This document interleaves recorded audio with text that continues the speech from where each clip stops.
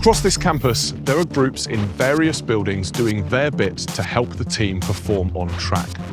In every Formula One garage, mechanics are an integral part of the team's performance. And it's here, in the factory, that they put in the hard work to practice pit stop routines and make sure that they are functionally fit for the demands of the 24-race season. For the 10 years that I spent at Oracle Red Bull Racing as part of the race team, it was this building that was our base to prepare for the race weekend. Now, I'm expecting to catch a little bit of grief from my old colleagues, but I'm also looking forward to seeing them.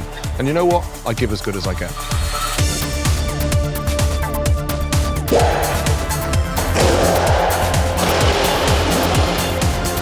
So Rich, we're here. You're back? I'm back. This is it. It feels great to be back in the factory, actually. It feels a while, but it's only been 12 months, hasn't it? Mate, 12 months is a long time. Oh, tell me about it. 24 races. Well, that was part of my question, you know. You've got 24 races, nearly 200 days a year away from home. How important are these factory days? I mean, you know yourself, this part of the season is vital in terms of pit crew performance and getting new people up to speed in new roles. And this is where we do it. So on a day like today, you've got the full crew in. What's the plan? What's the schedule? What you got going on? They've just literally gone in the gym now, so they'll do some mobility, stretching, warm up, etc. And then we'll literally get into some pit stops. It's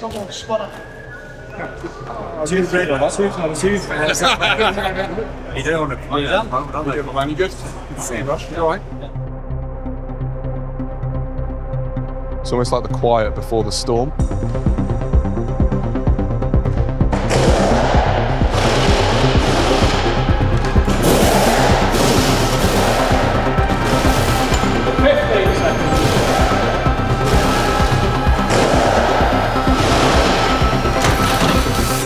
See, what you've got there is 18 people in perfect harmony. All the choreography has to work together.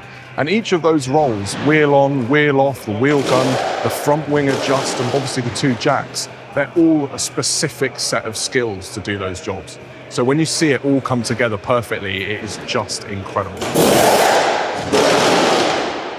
Ultimately, the goal here is consistency.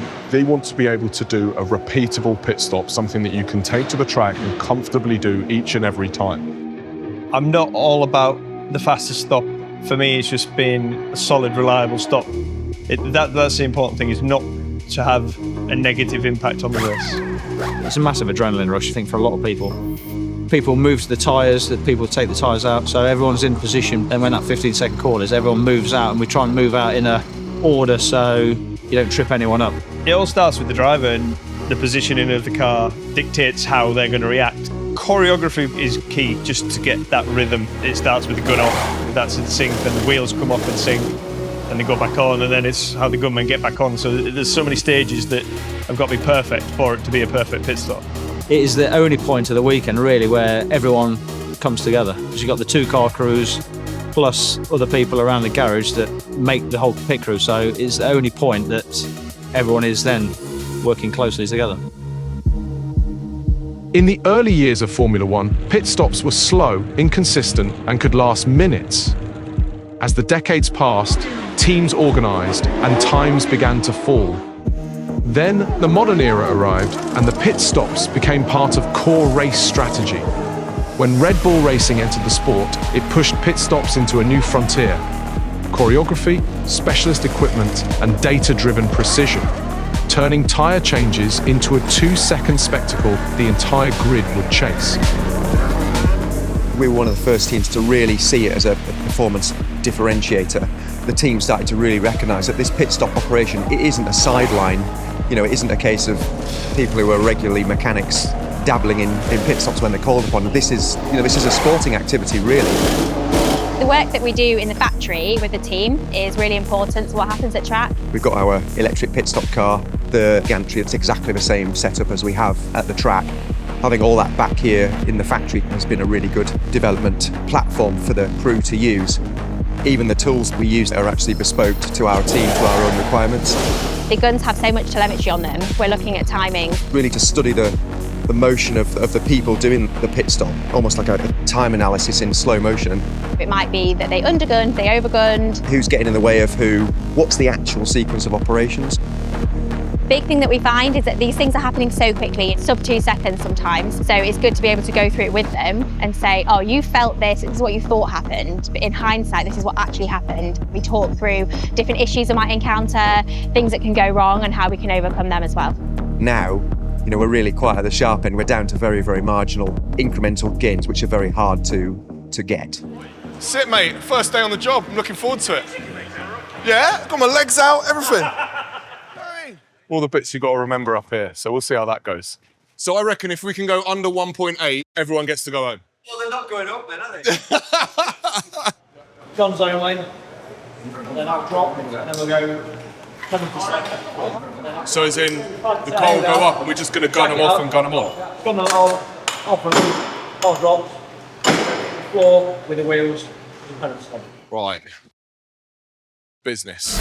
It kind of feels like normal. Like I don't really feel like it's going to be an issue. I feel like it's going to be fine. You ready? We'll go on the blue.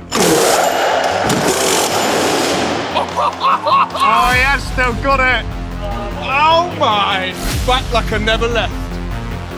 Yeah, to be fair, I kind of expected to come and get a humbling today.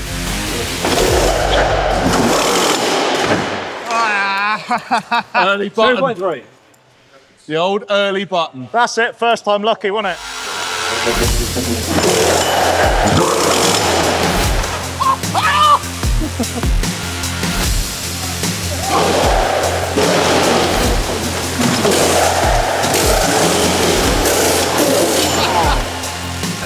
Shaki, I'm holding you responsible for that bad boy. He's monthly right. See you later. And I'm out. That's it, boys. We've nailed it. Everyone gets to go home now. I've got to be honest, I am knackered. That was good, that was impressive. It's, I feel like you don't appreciate the physical effort when you're used to doing it every day. Yeah. Like, mate, look at me. Nice on, Ben. Immensely. Cheers, brother. Hard, man. Stuff. You did well. Thank you. But yeah, don't call me up. What can you say? You just never lose it, once you got it. That's it. So John, just finished pit stop practice with you, and I was reminded just how physical of a job it is.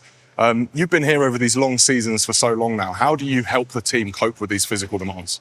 One, we acknowledge what you've just been through, so we come into it, and I think maybe a bit of a surprise to you. Was it how you felt? Mate, honestly, I know that I'm going to be aching tomorrow, right? But one of the ways which we prepare the guys is we try and look at all the different areas which we need to kind of address.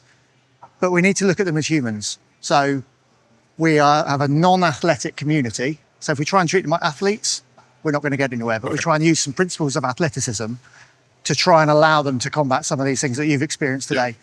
And one of the ways we can mitigate that is regular practice, regularly exposing them to lots of different scenarios. I mean, and talking about those pressures, you introduced sort of crew rotation, and by all accounts, that's been going really well.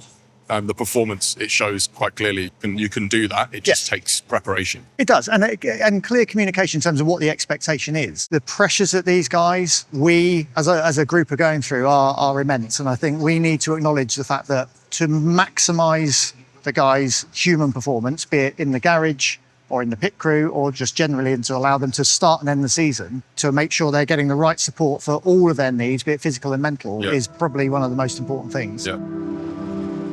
Now, one of the things I love about pit stops is that you don't actually need to watch a pit stop to know if it was a quick one or not. It's all about the rhythm and the choreography. You know straight away. You know straight away if it was a fast stop. Everything just sounds as one. You just hear one wheel gunning them off, and then one wheel gunning them back on.